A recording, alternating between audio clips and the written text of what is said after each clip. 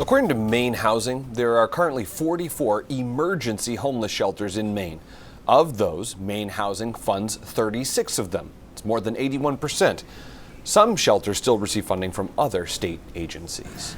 Good evening and thanks for joining us here on News Center Maine at 5:30. I'm Chris Costa. And I'm Zach Blanchard. Many homeless shelters say the funding they're receiving from the state is not enough to stay open. Hope House in Bangor was the first to say it could close this fall. And now the Mid-Maine Homeless Shelter in Waterville says it also faces a similar fate if lawmakers do not provide more funding. News Center Maine's Jack Molma joins us with more. Jack?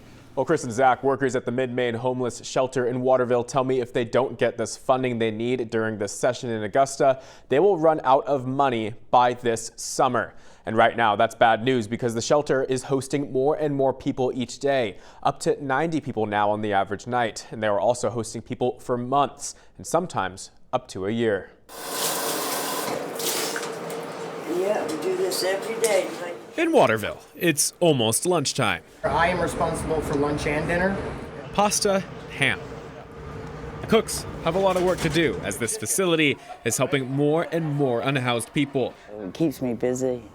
It just, I don't know, I used to clean houses for a living years ago. Linda Owens takes pleasure in it. It makes me feel like I've accomplished something. Even if it's just, picking up after people. That's because Linda is one of the many here who need help.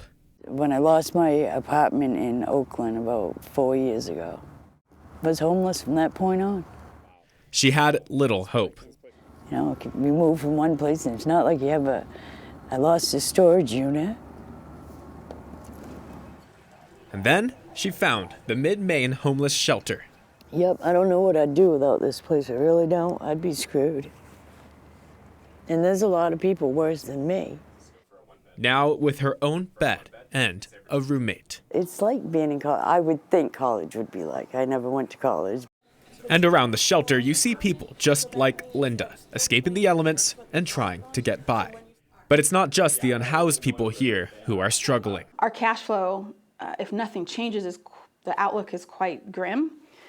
Katie Spencer-White says her shelter and at least 4 other shelters around the state are short millions of dollars. Our cash flow forecast, we run out of cash sometime this summer.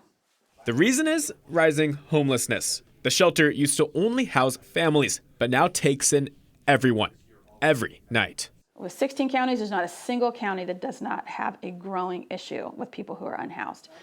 For now, they're doing everything they can to help the people they serve.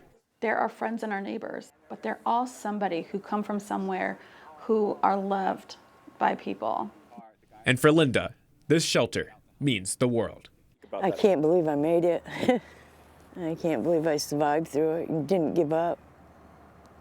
I wanted to, many times. It also helps having a positive attitude. What kept you going? The dishes.